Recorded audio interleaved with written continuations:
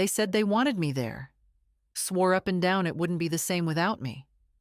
Fly out, Grandma, they said. We want you here for Thanksgiving. So I did. I packed the pie dish. I packed my cardigan. I packed every ounce of softness I had left. And then I waited. I was at Gate 3A of Minneapolis-St. Paul Airport, standing beneath the arrival sign with my wheeled suitcase beside me, coat folded neatly over one arm. People bustled past with flowers, balloons, little kids holding signs. Some were hugging, some were crying. All of them were being claimed. I stood like a misplaced package. The flight had landed 42 minutes ago. I had checked. Twice. I had also reread the text from my daughter-in-law 3 times. We'll be there. Kids can't wait to see you. Followed by a heart emoji. I had sent a reply. Flight lands at 3:10. Can't wait to hug everyone. No answer. I kept my coat folded because it was warm inside. I didn't sit down because it felt like once I sat, I'd be giving up. Giving in. I didn't want to look like a woman who had been forgotten. At some point, my phone buzzed. Not a call. Not even a text. A notification. From social media. My heart beat faster. Not because I cared about those things, but because sometimes it's where my family posts pictures before they remember to call me. I opened the app. There they were. All of them. My son Greg in the navy sweater I sent last year. His wife Madeline, smiling big and tan like always. The kids, Elliot and Ruby, crowded around a table with candles, turkey, mashed potatoes. A pie that wasn't mine. All of them holding up glasses in a toast. The caption, "Full house, full hearts. Happy Thanksgiving from our family to yours." My eyes skimmed the frame once more. There was no mistake. There was no space for me at that table. I didn't cry. Not then. I just turned around, pulled my coat on, and started walking. Out of the terminal, past the taxis, past the shuttle signs. I didn't know where I was going, but I knew one thing. I wouldn't be waiting for them to remember me. 3 days before my flight, Greg called. That alone should have tipped me off. My son doesn't usually call, not unless there's a birthday, a bill, or a reason. But this time, his voice was syrupy smooth, overly cheerful. "Hey, Mom, you doing anything for Thanksgiving?" I told him I was planning to stay home, roast a small chicken, maybe bake a pie if my hands cooperated, watch an old movie. "Nothing fancy," I said, "just me and the radio." He paused for a moment, like he was calculating something. "Well," he said, "the kids were asking about you. Thought maybe you'd like to come here this year. Everyone will be together. It wouldn't feel right without you." That part, the wouldn't feel right without you, it did something to me. It's been a long time since I've felt truly wanted anywhere. Needed, yes. Called on, depended on, but not wanted. There's a difference. So I said yes. I said I'd find a flight. Greg didn't offer to book it or reimburse me, and I didn't ask. I still had the envelope with the Christmas money I'd tucked away for emergencies. I thought this qualified. After we hung up, I stared at the phone a while, fingers still curled. I tried to remember the last time I'd felt excited. Not worried or anxious or obligated, just genuinely excited. The last time someone had invited me without adding a request for something. It had been years. I booked the ticket that evening, found a nonstop on sale. I even paid the extra $12 to choose a seat with more legroom. Silly, maybe, but I figured if I was going to travel halfway across the country, I might as well do it with a little comfort. The next day, I went shopping. Not just for gifts, though I did pick up 2 books for the kids and a box of dark chocolate truffles Madeline used to like. No, I also bought something for myself. A new cardigan, navy blue, soft wool, the kind that drapes just right at the hips and makes you feel like maybe you belong in the picture too. I packed 3 days ahead, checked the weather in Minneapolis, set my heating to low, took the trash out early. I didn't tell my bridge group I was leaving. They'd only ask too many questions. And maybe a part of me didn't want to jinx it. It had been so long since someone had said, "Come, we want you here." I flew out on Thanksgiving morning. The airport was crowded, full of people with rolling bags, headphones, pillows shaped like animals. I smiled at a baby across the aisle, shared a look with another older woman reading a paperback, both of us with our hands in our laps, both with stories unspoken. When the plane landed, I smoothed down my skirt and brushed crumbs off my lap. I had brought my good shoes, the black ones with a tiny heel. I wanted to look like the kind of woman you invite. And I believed I was, until I wasn't. The walk from baggage claim to the exit felt longer than usual. Maybe it was the weight of the suitcase, maybe the weight of something else entirely. I rolled my bag past the coffee kiosks, the families reuniting, the young woman crying with joy into her boyfriend's shoulder. I didn't feel bitter then, just displaced. Like someone had hit pause on me while the rest of the world continued in motion. Outside, the sky was gray with that dull Midwestern light that makes even the air feel heavy. My phone was still quiet. No texts, no missed calls. I checked the time again, 3:54 p.m. Thanksgiving dinner probably wouldn't start until 5 or 6. Maybe they were busy. Maybe the kids were being wild, or the turkey needed basting. There were a dozen reasons, all of them harmless. But even harmless reasons sting when you're standing alone at arrivals. I waited on the curb another 20 minutes before my knees began to protest. I sat on a bench. I watched strangers climb into cars that knew their names. I watched a woman in a puffy jacket bring her mother-in-law a hot chocolate and a hug. The mother-in-law looked older than me. That hug, brief, tight, real, landed right in the hollow part of my chest. At some point, I tried calling. Greg didn't pick up. I left a message. Said I'd landed. Said I was at the usual pickup point, outside door B, under the sign with the airplane on it. Said I hoped everything was okay and that I'd wait a little longer. But I already knew. I knew before I opened the app again. Before the photo loaded. Before I saw the cranberry sauce and the long wooden table and the caption about hearts being full. It wasn't the first time I'd been forgotten. But it was the first time I'd let myself admit that's what it was. I stood up, dusted off my coat, and pulled the suitcase behind me. No cab, no Uber, just me and the sidewalk. A man pushing a stroller offered a tired smile. I nodded back. Funny how in airports or outside them, you can sometimes feel more seen by strangers than your own blood. It was nearly 5 by then. The air had turned sharper, the kind of chill that slides under your collar and asks, "What now?" I didn't answer, just kept walking. My shoes weren't made for this much pavement, but I didn't stop. About a half-mile out, just past a car rental return, I saw it.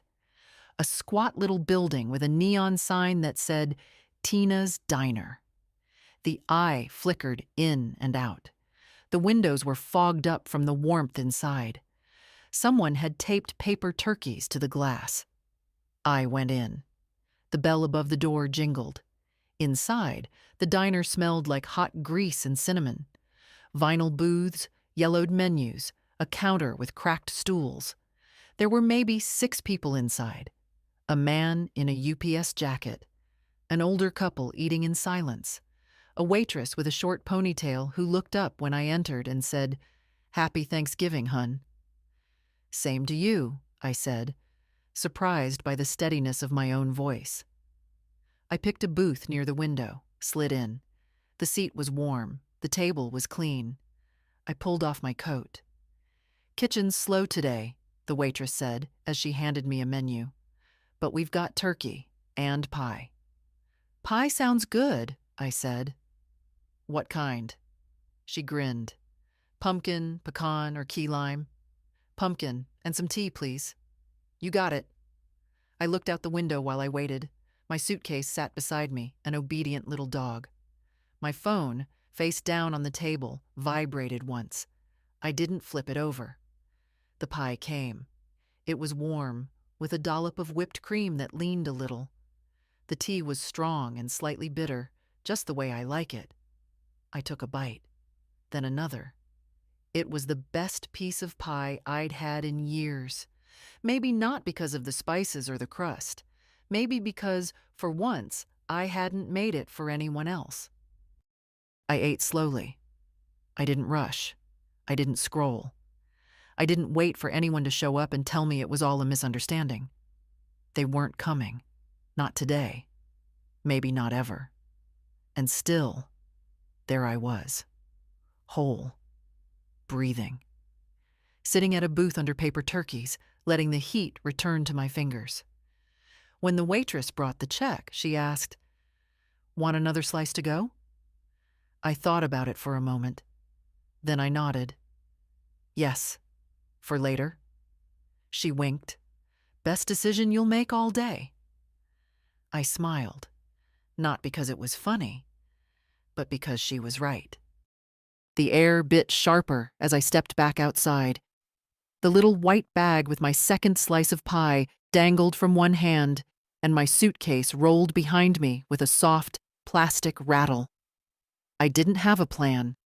No hotel booked. No one waiting. But somehow I didn't feel lost. Not exactly. There's a kind of peace that comes when you finally stop expecting the people who hurt you to fix it. The wind picked up as I walked. It wasn't far to the nearest budget motel. I'd seen the sign while trudging from the airport, Valley Inn, weekly rates available. Nothing fancy. A square, low-slung building with beige paint and a vending machine by the front door. But it had lights on, and right now, that was enough. Inside the lobby, a man behind the counter was watching a football game on a tiny TV. He glanced up when I entered, his face a map of boredom and fryer grease. Need a room? Yes, just for one night, I said. Single? I looked down at myself. My good shoes were scuffed from the walk. My cardigan smelled faintly of airplane. I nodded. Single. He slid a form across the counter. ID and card. I handed them over. While he typed, I glanced at the TV. Some team in red and gold was losing badly. The man didn't seem to care.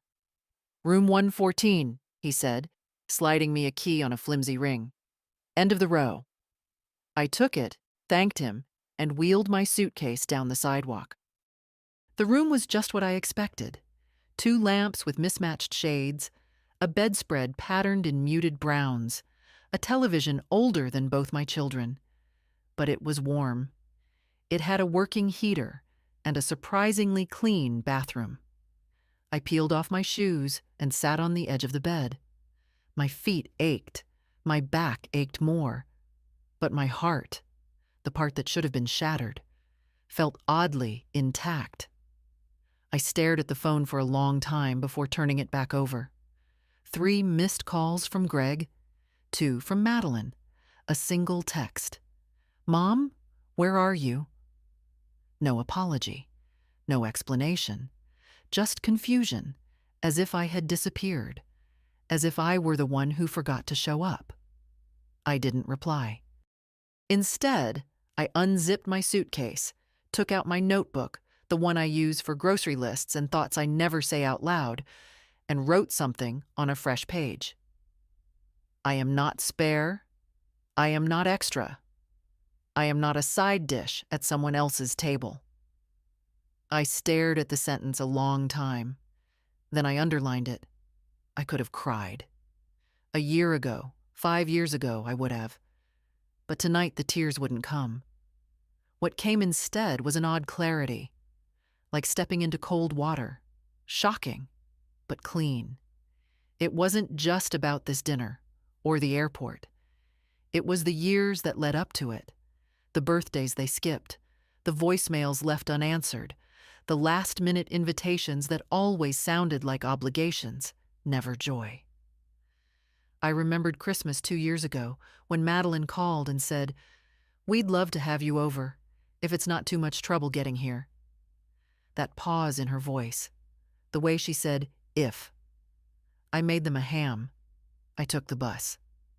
I remembered Greg's 40th birthday. I sent him a leather wallet with his initials engraved. He sent back a group text that said, "Thanks for the gifts, everyone." I remembered Ruby's school play, how I'd found the live stream myself and watched on my little laptop with a glass of wine and a lump in my throat. She didn't know I was watching. Nobody mentioned it.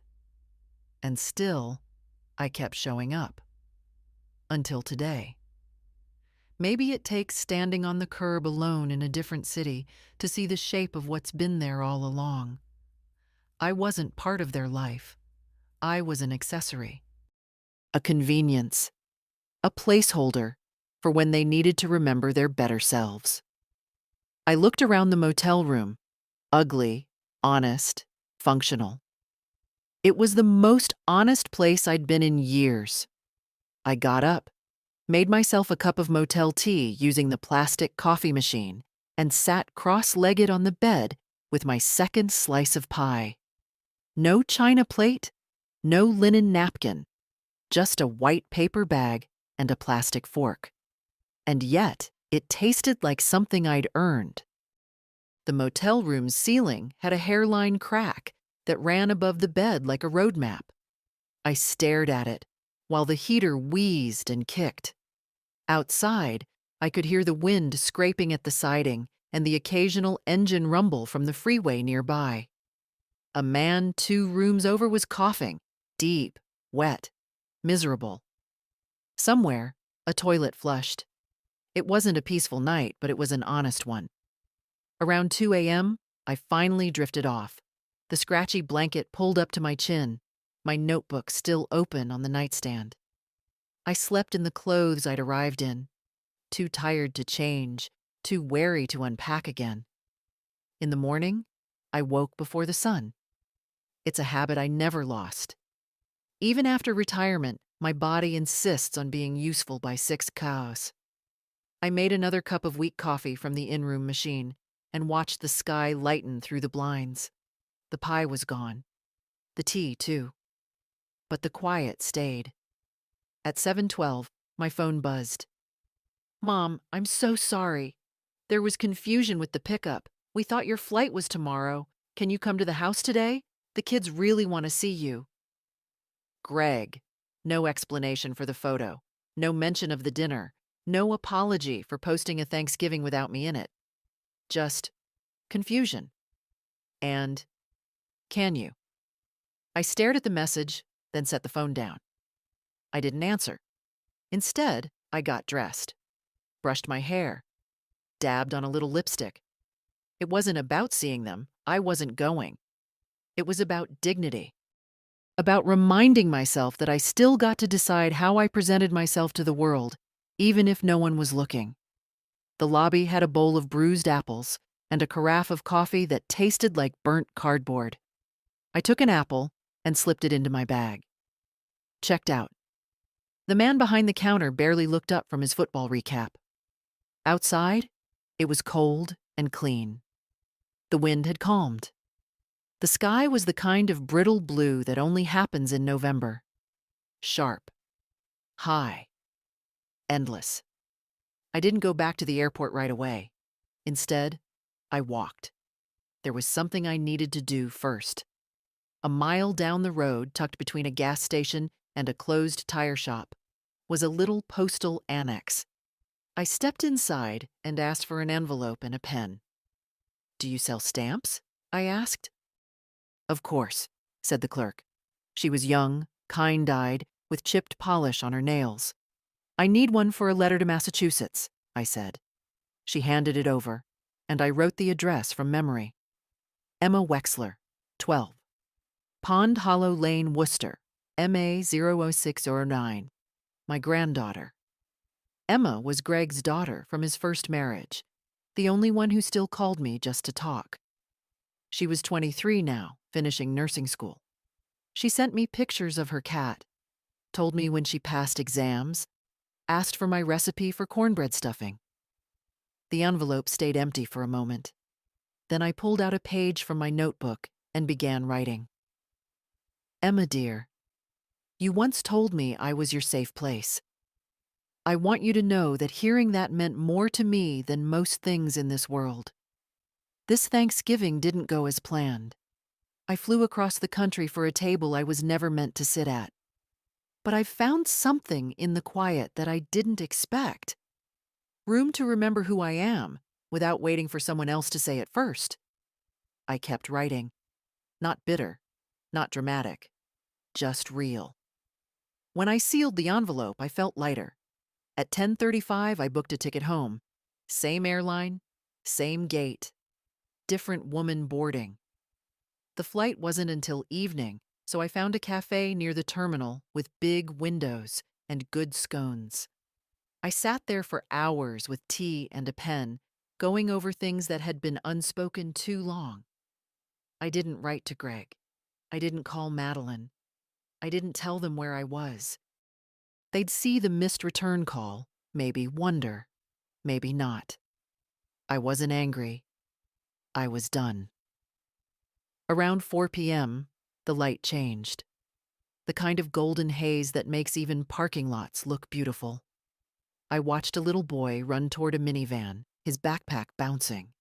He turned and waved at his grandmother, who was slower but smiling. She waved back, and he ran to her, grabbing her hand like it was his anchor. I watched them until they disappeared, and I whispered to myself, not loud, not bitter, just clear. I deserved that too. The plane home was only half full. A blessing, really.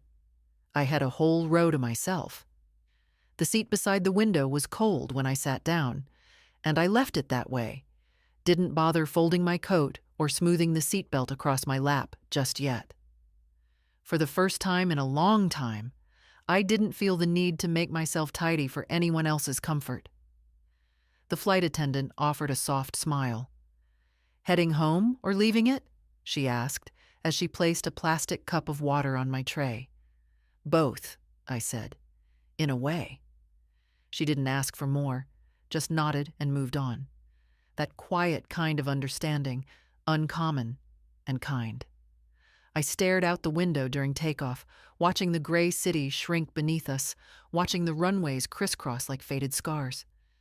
As the plane lifted, the sky opened wider. Blue above and below, and nothing in between except the dull hum of the engines and my own breathing. I thought I might feel grief again, some wave of it. I waited for it like one waits for turbulence, but it didn't come. I didn't feel peace either, not yet. But I did feel still, rooted, present. That was new. Halfway through the flight, I pulled my phone from my bag and turned it on again. I told myself I was only checking the time. But of course the notifications poured in. 4 texts from Greg. 1 voicemail. "Mom, I'm really sorry. Please call me. The kids were asking where you were. Madeline said she thought you knew we moved dinner up a day. Can we talk?" I didn't open the voicemail. I didn't delete it either. Let it sit. Let it wait the way I had waited. I switched the phone off again. When we landed, it was already dark. My little city glowed in a way that was quiet and familiar.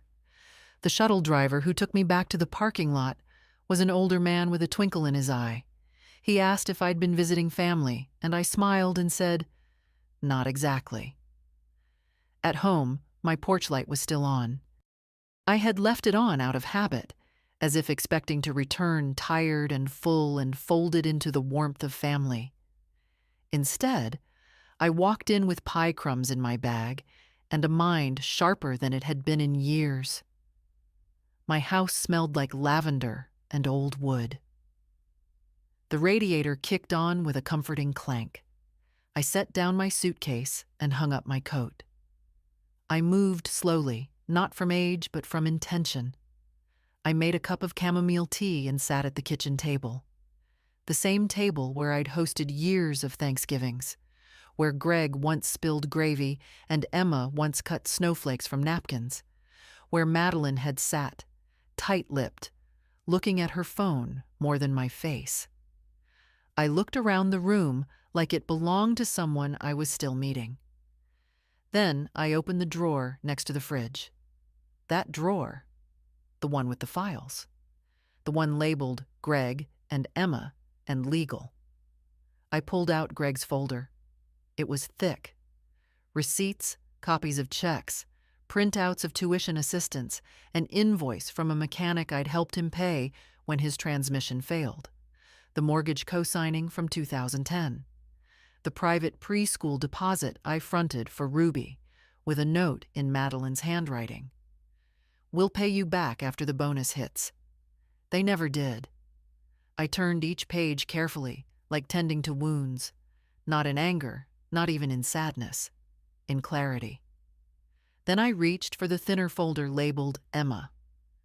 Birthday cards, photos she'd mailed me, a printout of her college graduation announcement, handwritten notes in bubbly ink, a thank you for helping her cover a course fee, a postcard from Vermont.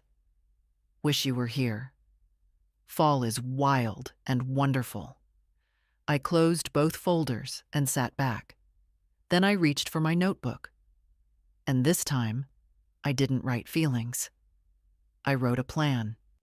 The next morning, I was at the bank before the doors even opened. A light frost coated the steps, making them slick, but I climbed them slowly and steadily, wearing my oldest boots and that same navy cardigan.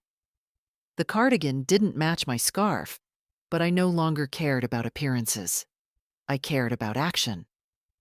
The teller, a young man with kind eyes and a nervous smile, greeted me with the kind of politeness people reserve for the elderly. "Good morning, Mrs. Wexler. How can we help you today?" "I'd like to speak with someone about my accounts," I said. "All of them." He nodded, glanced at a screen, then called into the back. A few minutes later, I was ushered into a glass-walled office with soft chairs and the faint smell of printer ink. A woman named Natalie introduced herself as my account manager. She looked like someone who did yoga at lunch and always had almonds in her purse. "What can I do for you today, Mrs. Wexler?" "I want to suspend all automatic payments, every one of them, starting today." She blinked. "All of them." "Yes." She tapped a few keys, eyebrows rising slightly as she scanned the screen. "You have quite a few. Recurring transfers to family members, tuition payments, car insurance, some scheduled gifts to charities as well." "Keep the charities," I said. "Stop the rest." There was a long pause. "Do you want to talk about why?" I looked at her. Really looked. And to her credit, she didn't fill the silence with fake concern. "No," I said. "I've already spent enough time explaining myself." She nodded. "Understood." While she worked, I sat in the quiet of that office and watched the world move outside the window. A mother wrangling a toddler into a car seat. An older man pushing a walker. A delivery truck idling too long. "Done," Natalie finally said. "Everything's been suspended. I'll prepare the paperwork for full cancellation if you want to come back in to sign tomorrow." "I will." She hesitated. "There's also a power of attorney on file. Gregory Wexler. Do you still want him to have access?" I felt my pulse slow, not rise. "No," I said. "Revoke it."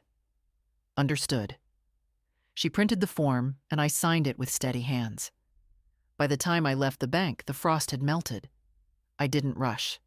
I stopped at the bakery on the corner, bought myself a fresh roll, and walked the long way home. It wasn't about punishing Greg. Not really.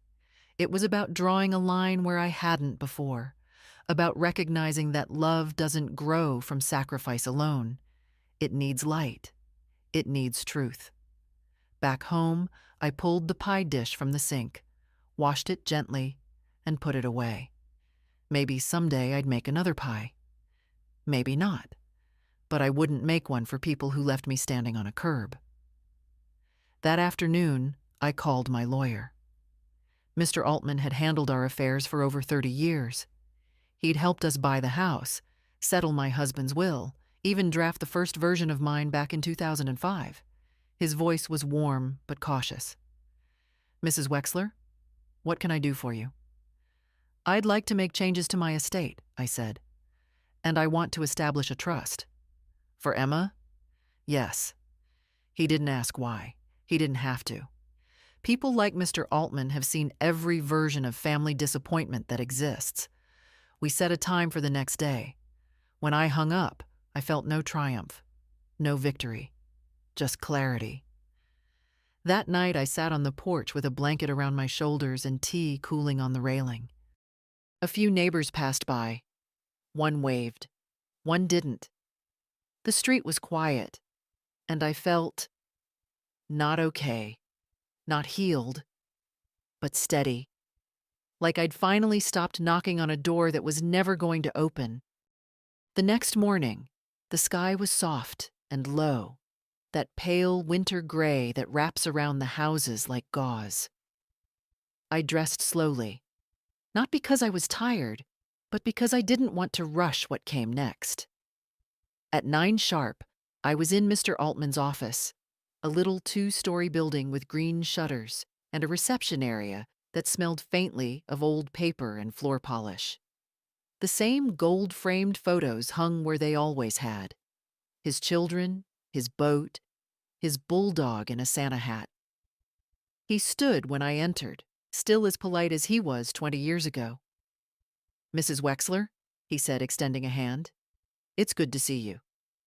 "And you, Mr. Altman." We sat in his office, same leather chairs, same ticking wall clock, same stack of forms on his desk, though now his reading glasses were thicker and his mustache had gone from salt and pepper to snow white. "What are we changing today?" he asked gently. "My will," I said, "and I want to create a trust. Everything I own, every cent, every asset, I want it protected, and I want it to go to Emma. Only Emma." He didn't blink, just nodded and pulled out a legal pad. "I assume we're removing Gregory and Madeline?" "Yes. They've had enough from me, more than enough." He looked up at that, but didn't comment. "I want it airtight," I continued. "No back doors, no loopholes. Emma is the beneficiary. She gets everything when I'm gone. And until then, she can access the trust for education, housing, healthcare, or emergencies. I'll decide what counts as an emergency." Altman smiled a little. "You've thought this through." "I have." "And your home? Your pension account? The CDs?" "All of it. If it has my name, it moves to the trust." "Understood. And you want to retain full control while living, of course." "Exactly." He leaned back. "Emma's a good girl, always was." I felt something in my throat tighten. She's the only one who still sees me as a person, not a purse. Mr. Altman didn't flinch at the bitterness in my voice. "Then let's make sure your wishes are honored." For the next hour, we worked through every item. He asked questions. I gave firm answers. No more uncertainty. No more benefit of the doubt. When we reached the end, he gathered the papers into a folder and looked at me with something close to admiration. "I'll have the final draft ready in a few days," he said. "We'll get it notarized, and it'll be done." "Thank you," I said, meaning it. Outside, the air had turned crisp. I walked home slowly, stopping once to buy a small poinsettia at the florist. I didn't decorate much anymore, but I wanted something bright on the kitchen table, something alive. The moment I stepped through the door, the phone rang. I didn't recognize the number, but I answered anyway. Grandma? It was Emma. Her voice, breathy, nervous, warm. I got your letter. I sat down at the kitchen table. You did? I I didn't know what happened. Dad and Madeline said you canceled your flight last minute. They made it sound like you just changed your mind. Of course they did. I was there, I said softly. I landed. I waited. I saw the photos. Emma went quiet. I'm so sorry, she whispered. I had no idea. I know, sweetheart. That's not on you. I should have called. I should have checked. You didn't know. You're not the one who made that choice. She sniffled on the other end. I missed you so much that day. It didn't feel right without you. For the first time since the airport, tears stung behind my eyes, but they didn't fall. Not this time. Thank you, I said. That means more than you know. There was a silence between us. Not awkward. Just full. Grandma, she said finally, can I come visit next weekend? I have a break from classes. I'll take the train. My heart bloomed with something gentle and painful. Of course, I said. The guest room is ready. I'll bring the chessboard, she said. You still play? I never stopped. We hung up a few minutes later. I sat there at the table, hand still resting on the phone. For once, I didn't feel forgotten. I didn't feel invisible. I felt seen. That Saturday, just after noon, I stood at the train station in my warmest coat, watching as passengers stepped off the 11:37 from Worcester. The platform smelled like diesel and old rain. I clutched the paper bag in my hands, a sandwich and an apple, just in case she'd forgotten to eat. And then there she was. Emma came off the train wearing an oversized hoodie and jeans, her dark curls tucked under a beanie, a worn canvas bag slung over one shoulder. She looked older than the last time I'd seen her, sharper somehow. But when she spotted me, her face lit up with something pure and unmistakable. She rushed over and hugged me like she meant it. It was that simple. No questions, no apologies, no tension curling in the air between us. Just her arms around me, tight and real. Hi, Grandma, she whispered into my shoulder. Hi, baby, I said. You're here. We drove home in silence for a while. She watched the streets like she was trying to memorize them again. I drove slowly, carefully, letting her take it in. The neighborhood hadn't changed much, but it felt different with her beside me. Back at the house, I made tea while she set her bag down in the guest room. She returned with that familiar ease of someone who belonged, curling up in the corner of the couch like she'd never left. The chessboard sat waiting on the coffee table. We played a game. She won. Then we played another. I won that one. Fair and square. Later, we sat at the kitchen table, both of us nursing mugs of tea. The poinsettia I'd bought earlier that week sat in the middle, still red, still alive. I read your letter again on the train, she said, tracing the rim of her mug. I've never seen you write like that before. I've never had to, I said. I used to think being quiet was a form of grace, but lately, I think it's just made me easy to ignore. Emma looked up at me. I never ignored you. I know. She hesitated. Dad doesn't know I'm here.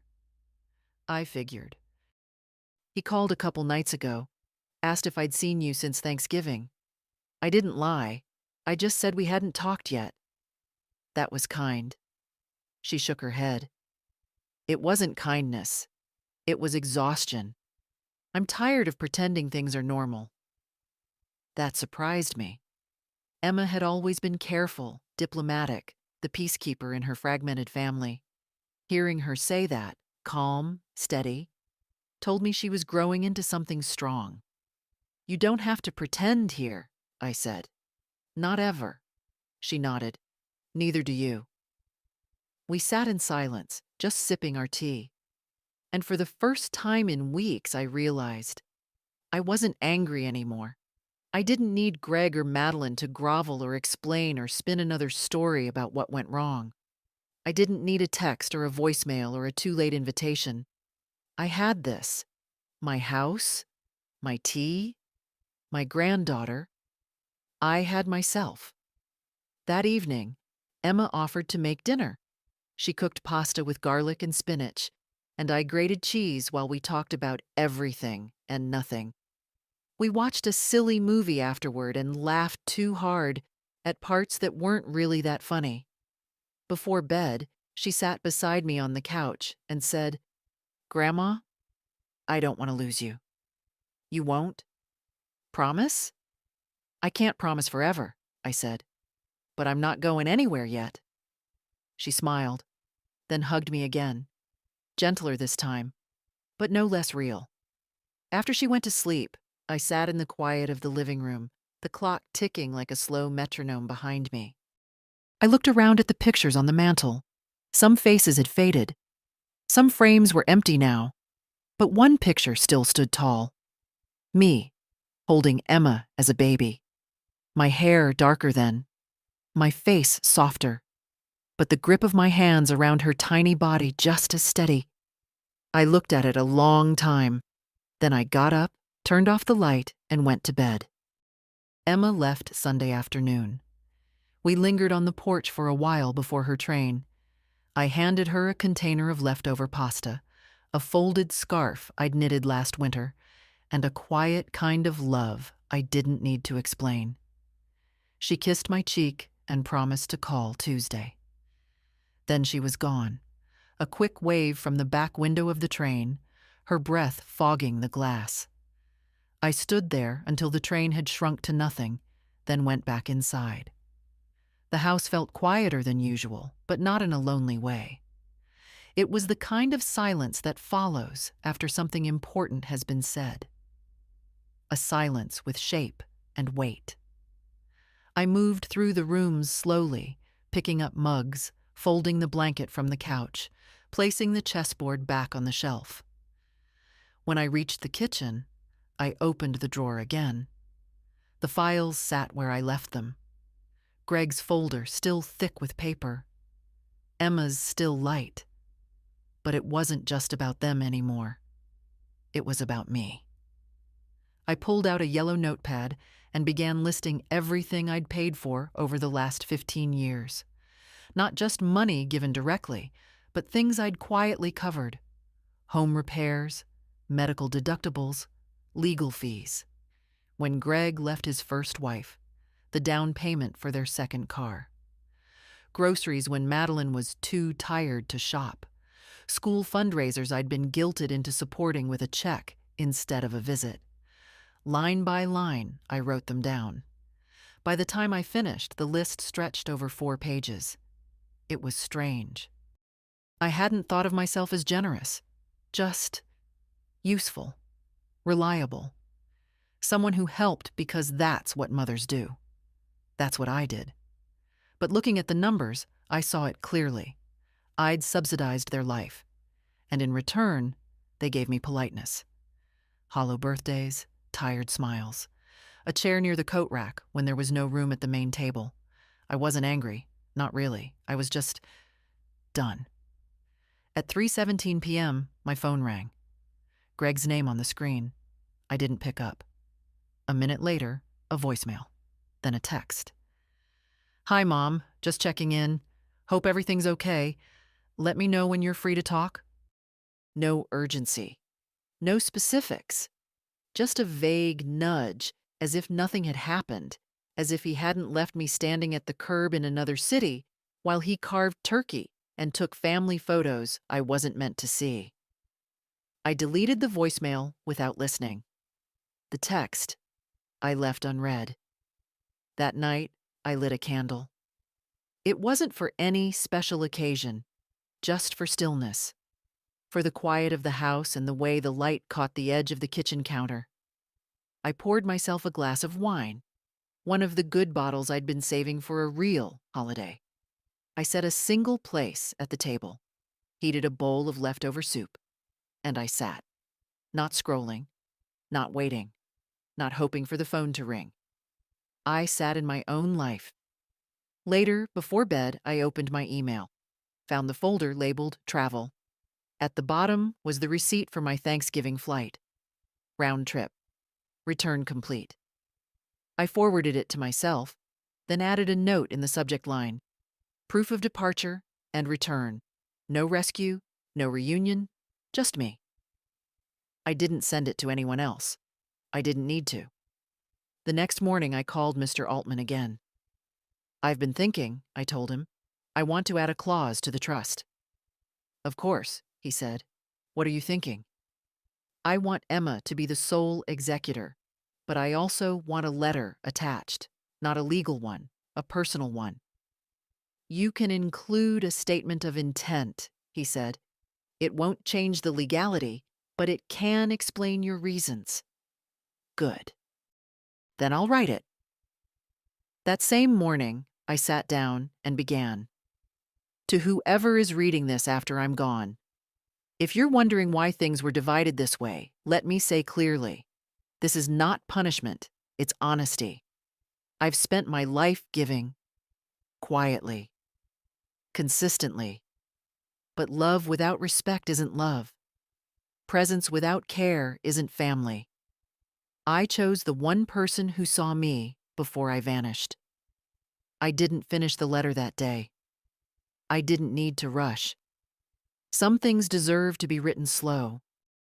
Tuesday came and went without a call from Emma, not because she forgot, but because we'd agreed on it. She had clinicals that week and didn't want to be distracted.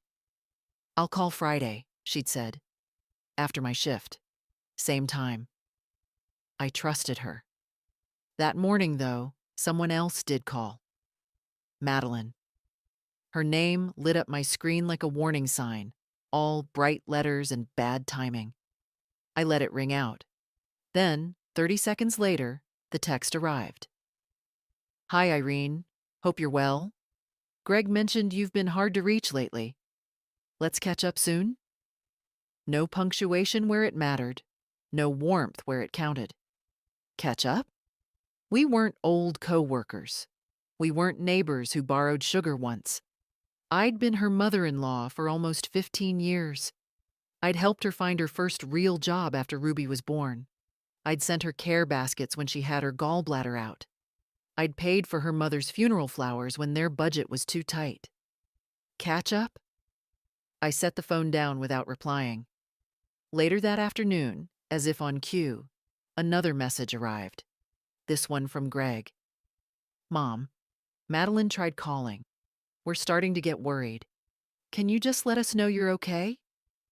The irony of it. They left me at an airport, but now they were worried. Not when I was standing with my suitcase and no pickup. Not when I was walking to a diner with frozen fingers. Not when they posted a photo that said everyone with their arms around each other and no seat left for me. But now, when silence echoed back to them, they panicked. Silence is powerful. It unnerves the people who are used to your noise, your giving, your yes. I kept the phone off for the rest of the day. That evening, I went through the attic. Not for any dramatic reason.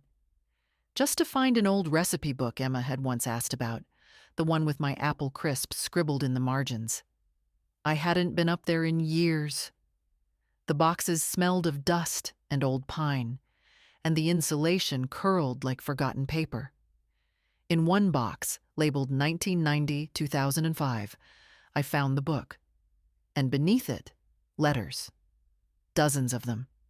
Cards from Greg as a teenager, drawings from Emma as a child, thank you notes from friends and cousins long moved away. A photo of my husband in his Sunday suit, holding a pumpkin pie like it was a prize. I sat down on the floor, cross-legged, and let the past rest in my lap. So many pieces of myself I'd stored away to make room for others. I thought about Greg as a little boy, how he used to insist on sleeping with his head against my chest because your heart is louder than the rain, how he'd cry if I left for work too early, how I taught him to tie his shoes with 2 loops instead of 1 because it made more sense to him. I had loved him so completely once.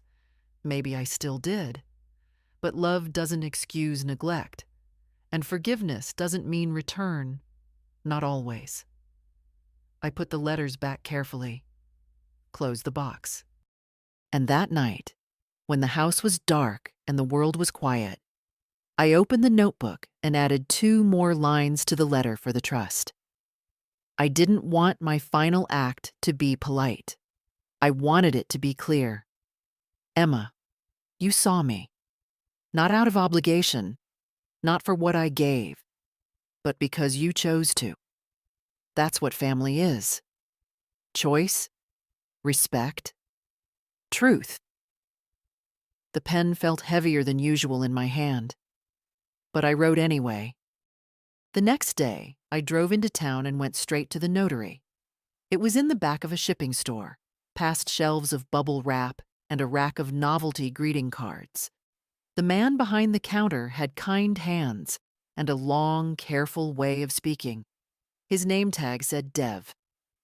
I need to notarize a letter, I said, unfolding the pages I'd written, and some trust documents my attorney prepared. He glanced at the first page, then back at me. Big changes? I nodded. Long overdue ones. He didn't ask more, just handed me a pen and guided me through each signature with the quiet efficiency of someone who has seen all kinds of endings and beginnings pass across his counter. When it was done, I felt lighter. Not free, not yet, but clearer. Like the road ahead had fewer turns. I stopped by the grocery store after, picked up milk and oranges, a bunch of lilacs they'd marked half price. The kind of things you buy when life is steady again. When you're choosing your own peace, instead of waiting for someone else to hand it to you. At home, I set the flowers in the chipped vase near the kitchen sink. The scent of lilac spread slowly through the house, soft and certain. I took off my coat, folded it, and laid it over the back of the chair. My phone buzzed just as I was putting the groceries away. Greg. Again. Mom, we really need to talk. You're not answering, and it's making things worse. I don't know what's going on, but we're worried. Please call me.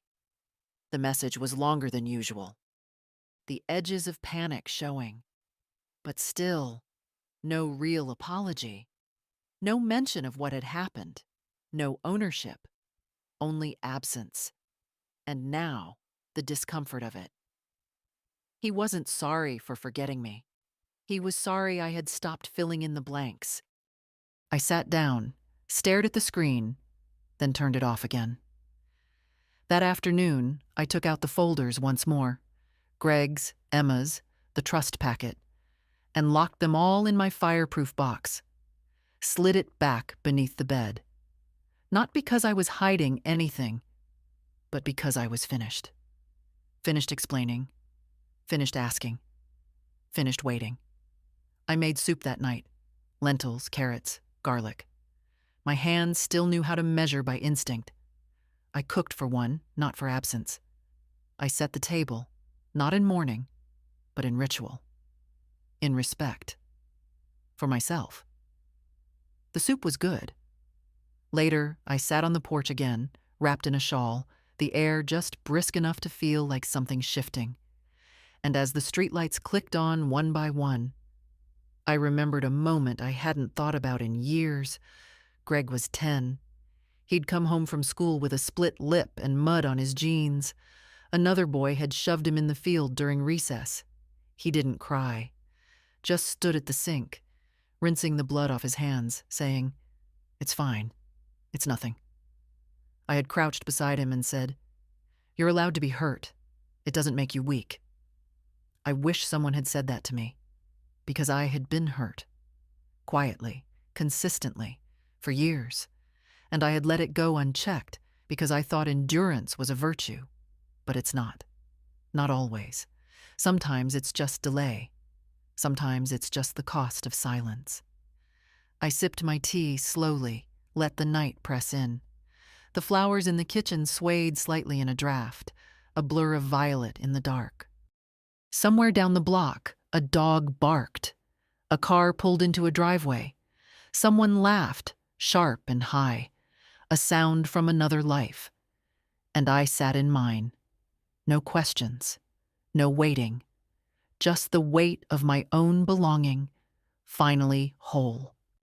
It was late Friday afternoon when the knock came. I was folding laundry at the kitchen table, towels mostly, still warm from the dryer, when I heard it. 3 slow raps. Not the mailman, not a neighbor. The kind of knock that carries hesitation behind it. I opened the door, and there she was. Madeline. Her hair was too perfect, like it had been brushed and sprayed in the car. She wore heels too narrow for our sidewalks and carried a tote bag slung over one shoulder. Her face bore that curated expression I'd come to know, part concern, part performance. "Irene," she said, her voice almost tender. "Can we talk?" I didn't answer at first, just stepped aside and let her in. She glanced around as she entered, as if expecting dust or neglect. The house looked the same, but something in the air had shifted. I knew it, and I think she did too. I led her to the living room. She didn't sit until I did. She placed her tote carefully at her feet and folded her hands in her lap. "I know you're upset," she began, her tone already polished. "And I just want to say, this whole thing has been a huge misunderstanding." I said nothing. She continued. "Greg really thought your flight was Friday. That's what he told me. We didn't realize you had already landed." "And the photo?" I asked. She blinked. "What?" "The Thanksgiving photo. The caption that said full house. All of you smiling at the table." She looked down. That was just something I posted for the holiday. I didn't mean to hurt you." "But you did." She looked up again, too quickly. "Well, yes, but I think we need to move past that now. The kids miss you. Greg's been calling. We're all just concerned. You've shut us out." I let out a small breath. "No, I just stopped filling in the silence for you. That's different." Her mouth tightened. "I came here because we want to make things right." I looked at her then, really looked, at the effort behind her makeup, at the impatience hiding in her posture, at the avoidance she wore like perfume. "You didn't come to make things right," I said. "You came to see if I was still useful." She straightened. "That's not fair." "But it's true." She glanced toward the hallway, as if Greg might appear and rescue her from this conversation. "I've given enough," I said calmly. "More than enough. And I've decided where the rest of it goes." That got her attention. Her eyes narrowed just slightly. "I'm not angry," I said. "I'm not bitter. I'm simply finished." "Irene," she said, and now her voice was tighter, colder. "This isn't like you." "I know," I said. "It's like me now." There was a pause. She shifted in her seat. "Does Greg know you've made changes?" "I imagine he's starting to suspect." Her face faltered. "And the house? Your accounts?" "Taken care of." The silence after that was dense, a kind of reckoning. Finally, she reached for her tote and stood. "Well," she said, her tone now clipped. "I'm sorry you feel this way." I smiled, just a little. "No, you're sorry I stopped accepting less than I deserved." She didn't reply, just turned and walked to the door. At the threshold, she hesitated. "Greg really is worried." "He should be," I said. "Not because I'm gone, but because I'm not coming back." The door closed behind her with the softest click. I stood there for a long moment, my hand on the knob, the air still humming from the exchange. Then I went back to the kitchen, finished folding the towels, lit a candle, made a cup of tea. The phone rang once that evening. Greg again. I let it ring, not out of cruelty, but because the silence finally belonged to me. Saturday came quiet. I woke early, not because I had to, but because my body had settled into a rhythm again, one not governed by expectation or the noise of someone else's schedule. The sky outside was pale and soft, the kind of morning that doesn't press or promise anything, just presence. I took my tea to the porch and sat under the faded quilt I kept draped over the back of the wicker chair. The steam rose slowly from the cup. Somewhere down the street, a child shouted, followed by the roll of a skateboard. Winter was still holding back, but not for long. I thought about Madeline's visit. Not with regret, not with anger, just curiosity. As if I were watching someone else remember a conversation they'd never truly had. She hadn't come for peace. She came for control. And for the first time in a long time, I hadn't given it. That was the victory. Not in winning, not in being right, but in staying rooted. In no longer performing grace just to keep others comfortable. That afternoon, Emma called. Her voice came bright through the receiver. "Hi, Grandma. I'm on break, but I wanted to check in. How's your week been?" "Eventful," I said, sipping my second cup of tea. "But steady." She caught the tone. "Something happened?" Madeline stopped by. "Oh." She said she and Greg wanted to make things right. Did they? "No." Emma exhaled through her teeth. "I'm sorry." "Don't be." I wasn't surprised. But I wasn't shaken either. There was a pause on her end. Then she said quietly, "You sound different." "Do I?" "Stronger. I think I am." We talked for a while. About her patients. About a paper she was writing. About the cat who'd knocked over her favorite lamp. The everyday things that form real lives. When we hung up, I didn't feel that familiar ache of absence. I felt connected, present, full. Later, I spent the afternoon going through the drawers in the spare room. Not out of urgency, but because I felt ready to decide what mattered. I found a set of linens I hadn't used in years.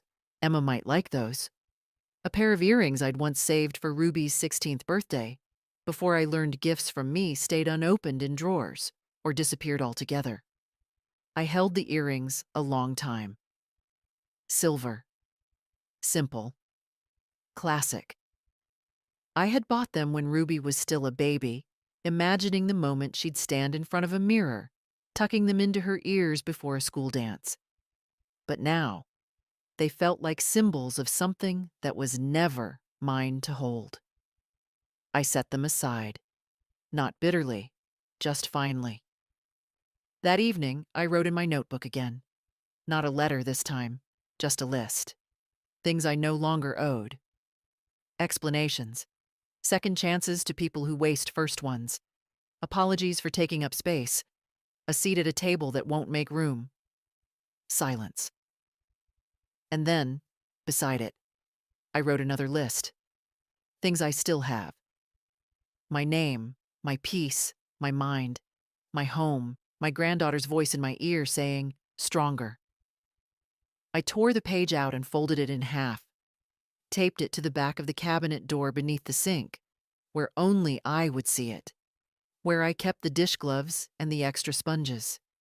A strange place for strength, but real. That night, I set the table for one again, but this time, I lit 2 candles. Not because anyone else was coming, but because I was there. Fully. I sat down, spooned out my soup, and whispered. Not for drama, not for pain, but because it needed to be said. I'm still here. And I was. I spent the first Sunday of December decorating the porch. Nothing elaborate, just a simple pine wreath with a red ribbon and 2 strings of warm white lights along the railing. I didn't do it for neighbors or nostalgia. I did it because I wanted the house to glow. For me. For once. Inside, I put on a kettle, turned on the old radio, and let the slow jazz drift through the rooms. I used to decorate for the kids. Stockings with their names, cookies shaped like stars, and the old felt angel Emma once made in kindergarten. But this year, there would be no stockings, no extra chairs, no waiting. This year, I lit the fire early and set one place for tea. My own. By the time the sun dipped behind the houses across the street, the phone rang. It was Greg again. I answered this time. "Mom?" His voice was thinner than I remembered. "I'm here," I said. Calm. Steady. There was a pause. "I didn't think you'd pick up." "I know." Another pause. Longer. "I saw the paperwork," he said finally. "From the attorney, the trust, the changes. I figured you would." His breath caught, like he'd expected a different tone. I don't understand. After everything." "Exactly," I interrupted. "After everything." He went quiet. "You mean the money," he said eventually. "I mean the pattern," I replied. "The forgetting, the late calls, the missing birthdays, the airport, the photo. That wasn't intentional." "No," I said. "It was worse. It was convenient." There it was. The truth, out loud, without apology. "You're punishing us," he said. But it came out less like an accusation and more like a hope that I might deny it. Reassure him. Fold. "No," I said. "I'm releasing myself. From obligation. From old loyalties that only moved in one direction. From the guilt I'd carried so long, I'd forgotten what lightness felt like." "I never thought it would come to this," he muttered. "I know." His voice broke. "We're still your family." "No, Greg. I was your family. You haven't been mine in a long time." And with that, we ended. Not with shouting, not with resolution. Just with a truth said quietly enough to echo for years. I hung up, stood at the window and watched the street lamp flicker on. The next day, I mailed a small package to Emma. Inside, the silver earrings, wrapped in soft cloth, a copy of the trust, and a note. "These are yours, not because you asked, but because you showed up. Wear them when you feel uncertain. You're never invisible in this house. Not then, not now, not ever." She called 3 days later, crying and laughing at once. "Grandma," she said, voice trembling, "I don't know what to say." "You already did," I said. "The day you asked if you could come visit. The day you came without needing a reason. That night, I lit the fireplace and sat in its warmth. Outside, the street was quiet, dusted with the season's first snow. I watched it fall through the window, slow and clean. And I thought about all the Thanksgivings that had come before. The ones I cooked through pain. The ones I sat through quietly. The ones I was invited to as an afterthought. And then this one, the one I gave myself. No carving knives, no tablecloths, no second helpings. Just a walk, a diner, a slice of pie, and the clearest thing I'd ever tasted. Not bitterness, but freedom. And if you're reading this, if you've ever waited for someone who forgot to wait for you, listen close. You can stop now. You can light a candle for yourself. You can buy your own damn pie.